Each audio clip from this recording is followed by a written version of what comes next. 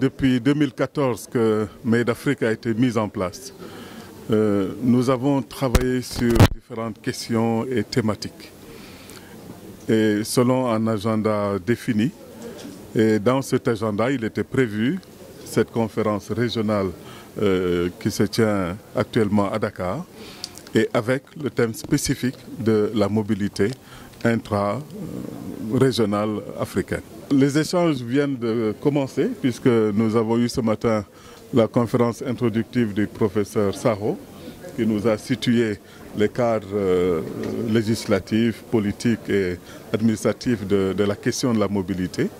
Et la discussion a commencé là-dessus, et qui a permis d'ailleurs de relever à partir de différentes régions et de leurs spécificités, puisque les participants à cette conférence viennent d'un peu partout de l'Afrique. Chacun a pu, à partir de sa propre expérience, à partir de ses lieux d'engagement et des problèmes qu'il identifie, chacun a pu ainsi amener les problèmes qui continuent de se poser par rapport à la mobilité, malgré tout ce qui a été pris comme texte réglementaire. Et je pense qu'un point important qui a été relevé, c'est non seulement la nécessité pour nos États, avec les sociétés civiles, d'avancer sur la question du cadre réglementaire de la migration, comment faire que même les politiques qui existent soient effectivement appliquées et qu'on arrive véritablement à créer les conditions. Les problèmes relevés, c'est peut-être souvent déjà un manque au niveau des règlements qui sont pris par les États. Naturellement, tous les États ne sont pas confrontés aux mêmes limites, mais globalement, c'est quelque chose que l'on peut relever. Ici ou là, c'est des cadres qui sont déjà établis, mais qui ne sont peut-être pas suffisamment appliqués. Ailleurs, c'est même des cadres qui n'existent pas encore.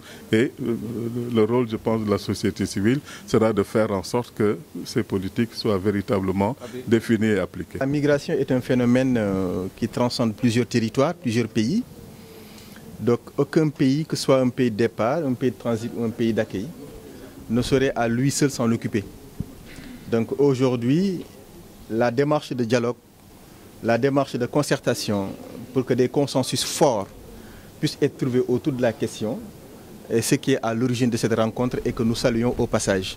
Et comme on a l'habitude de le faire, que ce soit dans le cadre sous-régional ou dans le cadre régional, que ce soit au niveau international, à chaque fois que de besoin, nous saluons l'occasion qui permet à l'ensemble des acteurs, chacun en ce qui le concerne, d'apporter sa contribution dans une réflexion globale, parce qu'il s'agit en fait de cela. Avec la migration, nous ne sommes pas devant un épiphénomène, nous sommes devant un phénomène important, en fait, qui a des enjeux humains extraordinaires, et je pense qu'aucun État, en tout cas en Afrique et aujourd'hui dans le monde, ne peut ne pas prendre en considération cette question.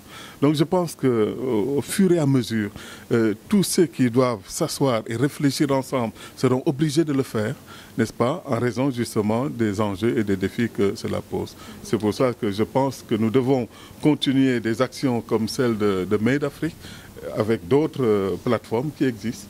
Et c'est la convergence de nos efforts, de nos actions qui amènera de plus en plus à poser et à bien poser ce problème. Et nous tous, nous savons que tous les États ont, en ce qui les concerne, des initiatives qui sont développées pour les étrangers qui arrivent dans leur territoire. Ils développent des initiatives pour leurs fils qui sont à l'étranger. Donc c'est une question de souveraineté des différents pays.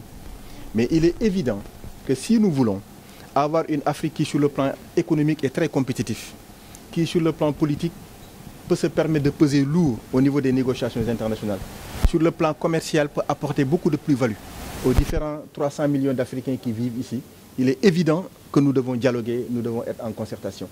Donc, quelles que soient les politiques, quelles que soient les initiatives qui sont développées par les différents pays au niveau national, il est bon souvent de faire aussi allusion aux différentes chartes et aux conventions internationales ou sous-régionales qui facilite la mobilité, qui facilite les échanges entre les différents pays et que la migration puisse ne pas en pâtir.